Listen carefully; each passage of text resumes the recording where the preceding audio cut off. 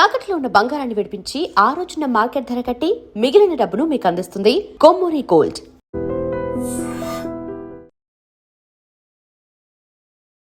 మొన్న చెర్లపల్లిలో మనకు తెలుసు కదా, ఈ విజయారెడ్డి అట్లాగే వాళ్ళ ఇద్దరు పిల్లలు, just inter first year, inter second year, వాళ్ళ డాటర్ అట్లాగే సన్, వీళ్ళు ముగ్గురు కలిసి ట్రైన్ ట్రాక్ మీద, అంటే ఈ గూడ్స్ ట్రైన్ ఎక్కడైతే వస్తుందో, ఎంత ఫాస్ట్గా వస్తుందో అని గమనించి తెలుసుకొని మరి ఆ ట్రాక్ మీద అందరిట్లా చేతులు గట్టిగా పట్టుకొని, తల్లి ఇద్దరు బిడ్డల చేతుని గట్టిగా పట్టుకొని హగ్ చేసుకొని చనిపోయినటువంటి ఘటన ఎంత కలకలం క్రియేట్ చేసిందో మనం అందరం కూడా చూసాం.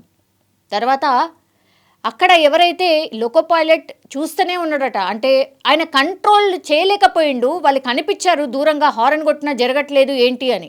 అప్పటికే బాగానే స్పీడ్లో ఉందట గూడ్స్ ట్రైన్ చెర్లపల్లి స్టేషన్లో అయితే ఆగదు.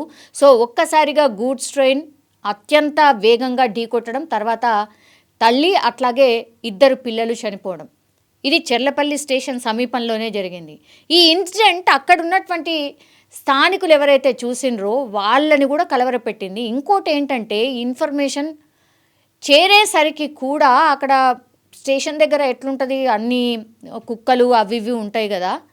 ఈ ఇన్సిడెంట్ జరిగిన తర్వాత ఎక్కడ ఈ వీళ్ళు చనిపోయినటువంటి ప్రదేశంలో ఈ వాళ్ళు అసలు ఇక అచేతనం అయిపోయారు, ఆల్మోస్ట్ స్పాట్ డెడ్గా. వాళ్ళది అంటే ఆ మృతదేహాల్ని పీక్కు తినడానికి కుక్కలు కూడా ఎదురు చూశాయని ప్రత్యక్ష సాక్షి చెప్పిండు. నిజంగా ఇది చెప్పాలంటే కూడా నాకే ఎట్లనో అనిపిస్తుంది. అంటే అంత భయంకరంగా చావు ఎందుకు కోరుకుంది అనేది తెలియదు, కానీ వాళ్ళ పిల్లల్ని ఎట్లా ప్రిపేర్ చేసింది ఇది అందరు కూడా మాట్లాడుతున్నారు. యాక్చువల్లీ అంటే చిన్న పిల్లలైతే కాదు, inter first year, inter second year. వాళ్ళ మమ్మీ చిన్న పెయిన్ వచ్చినా, వాళ్ళకి చిన్నగా ఏమన్నా అయినా సరే తట్టుకోలేనటువంటి మనిషి ఇంత కర్కశంగా ఎట్లా వాళ్ళని ట్యూన్ చేసి ఎట్లా ముగ్గురు చనిపోగలిగినరు అనేది కూడా అర్థం కాని పరిస్థితి. సరే, సూసైడ్ నోట్ రాసింది కార్లో, అక్కడే అంటే ఎక్కడైతే పార్కింగ్ ఉంటుందో చెర్లపల్లి టర్మినల్లో పార్క్ చేసింది కార్. ఆ కార్లో ఎక్కడైతే పార్కింగ్కి సంబంధించిన టికెట్ ఏదైతే ఉంటుందో దాని మీద క్లియర్ కట్గా రాసింది ఏమని, నా చావుకి ఎవరూ కారణం కాదు, నేను బతకలేకపోతున్నాను, సో దయచేసి నన్ను క్షమించండి అని ఒకే ఒక మాట రాసింది.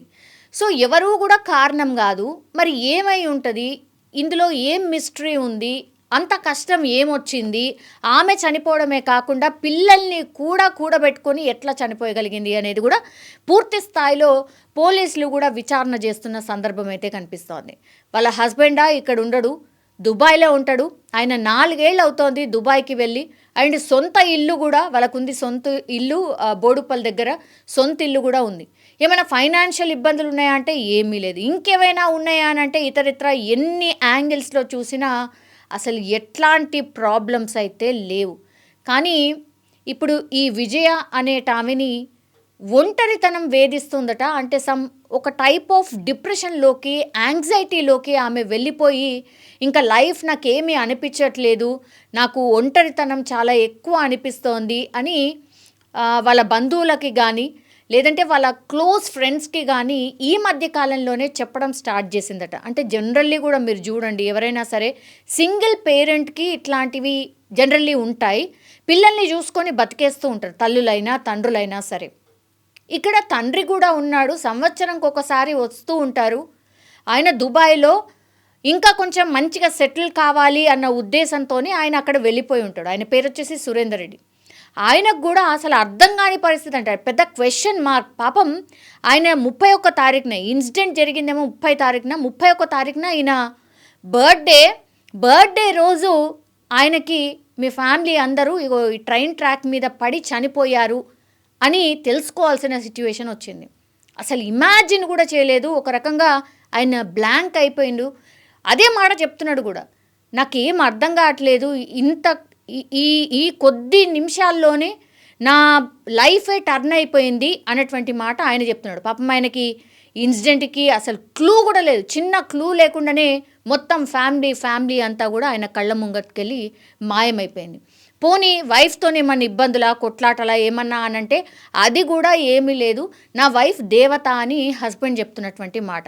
పోనీ ఆమెకి ఏమన్నా ఇంకేమన్నా ఇబ్బందులు ఉన్నాయా అంటే ఆమె team leader, that night shift చేస్తూ ఉంటుందట, చాలా కష్టపడుతుంది. అండ్ నా పిల్లల్ని చాలా మంచిగా పెంచుకోవాలి అన్న ఉద్దేశంతోనే ఆమె ఉంటుందట. మరి ఏం జరిగిందో తెలియదు కానీ ఆమె ఒంటరితనంగా ఫీల్ అవ్వడం స్టార్ట్ అయింది.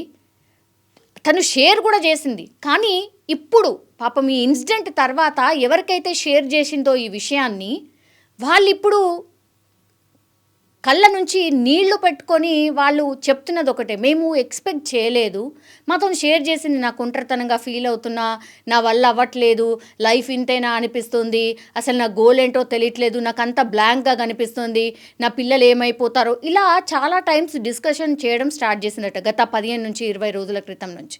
ఎప్పటి నుంచి అలా ఉందో తెలియదు కానీ 20 రోజుల నుంచి మాత్రం చాలా ఎక్కువ డిప్రెషన్లోకి వెళ్ళిపోయినట్టుంది. వాళ్ళ పిల్లలు హాస్టల్లో చదువుకునే పిల్లల్ని ఏం చెప్పినరు, కాలేజ్లో ఎవరో బంధువు చనిపోయినరు అని చెప్పి సాయంత్రం పూట వాళ్ళని పిక్ చేసుకొని దాని తర్వాత ఆఫీస్కి వెళ్తున్నానని వాళ్ళ అమ్మ తల్లి వాళ్ళతో పాటే ఉంటుందట, తండ్రి లేడు, తల్లి మాత్రమే ఉంటుంది కాబట్టి ఆమెకు కూడా చెప్పి కార్ తీసుకొని వాళ్ళిద్దరి పిల్లల్ని ఎక్కించుకొని కొద్దిసేపు చెర్లపల్లి స్టేషన్ దగ్గర ఆగి వాళ్ళ పిల్లలకి మరి నా వల్ల అయితలేదు, మళ్ళీ నీ ఫ్యూచర్ ఏముంటుందో నాకు తెలియదు, నాకు ఇలా అనిపిస్తోంది అని వాళ్ళ పిల్లలకు చెప్పడంతో పిల్లలు కూడా ఏమీ ఆలోచించకుండా, సీసీ ఫుటేజ్ చూస్తే కూడా ఇంత కూడా ఏమీ ఆలోచించకుండా, తడబడకుండా, ఏం మాత్రం ఆలోచన లేకుండా తల్లితోని పోయినరు. ట్రాక్ మీదకి పోయి నిల్చున్న తర్వాత ఎక్కడైతే ట్రైన్ వస్తుందో ఆ సౌండ్ విని హగ్ చేసుకొని వాళ్ళ చేతుల్ని గట్టిగా పట్టుకొని తర్వాత ట్రైన్ వాళ్ళని ఢీకొట్టడం, స్పాట్లోనే చనిపోవడం. ఎంత భయంకరం అంటే ఒంటరితనం ఏదైనా చేయిస్తుంది అని చెప్పడానికి ఈ ఇన్సిడెంట్ అనుకోవచ్చు. కానీ పాపం నిజంగానే ఒంటరితనంగా ఫీల్ అవుతున్నప్పుడు ఎవరితోనైతే షేర్ చేసిందో వాళ్ళు ఇంకొంత మంచిగా గైడ్ చేసి వాళ్ళ కుటుంబ సభ్యులకు చెప్పి వాళ్ళ హస్బెండ్తోని మాట్లాడి ఇట్లేమన్నా చేసుంటే బాగుండేదేమో, మేబీ బతికేదేమో అనే ఆలోచన పాపం వాళ్ళు కూడా చేస్తున్నారు. కానీ ఇంత పెద్ద డిసిషన్ తీసుకుంటుందని ఎవరు కూడా ఎక్స్పెక్ట్ చేయలేదు.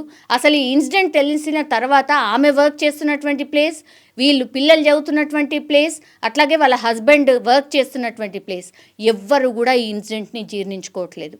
ఏదైనా మిస్టరీ ఉంటుందేమో, ఇంకేదో అయి ఉంటుందేమో అని మొన్న 2 రోజుల నుంచి ఈ సమాచారాన్ని ఎంత ట్రాక్ చేసినా పోలీసులకు కూడా ఎట్లాంటి క్లూ లేదు.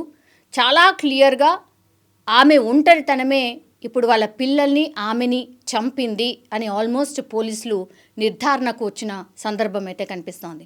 నిజంగా ఈ ఇన్సిడెంట్ చాలా చాలా బాధాకరం. సో ఇట్లాంటి వాళ్ళు ఎవరైనా మీ దరిదాపుల్లో ఉన్నా, మీ ఫ్రెండ్స్ సర్కిల్లో ఉన్నా దయచేసి వాళ్ళని కూర్చోబెట్టి కొద్దిసేపైనా మాట్లాడే ప్రయత్నం చేయండి. అందులో నుంచి ఒంటరితనాన్ని నుంచి బయటకి పంపించేలాగా, బయట ఎలా పడాలో చెప్పే ప్రయత్నం అయితే చేయండి. చాలా డాక్టర్స్ కూడా అవైలబుల్ ఉన్నారు. మరి ఆమె జాబ్ కూడా చేస్తోంది, ఇలాంటి గైడెన్స్ ఆమెకి రాలేదా, ఇవన్నీ కూడా క్వశ్చన్స్ ఉన్నాయి. కానీ నిజంగా ఒక ఫ్యామిలీ అయితే ఈ ఇన్సిడెంట్ తర్వాత ఆగమైపోయింది. And for more videos, Please subscribe to iDream. Please subscribe to iDream. Please subscribe iDream. And please subscribe to iDream. For more videos, subscribe to iDream.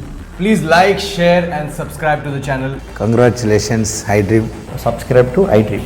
Subscribe to iDream. So subscribe to iDream Media. iDream team andarki huge congratulations. Please subscribe iDream Media. Please subscribe to iDream. Subscribe iDream. Please subscribe to iDream. iDream అంటే నా కళల ఛానల్ను subscribe చేసుకున్న నోరు తిరుగుతలేదు, మీరైతే గంట గుర్తు కొట్టండి. For more such videos, please subscribe to iDream.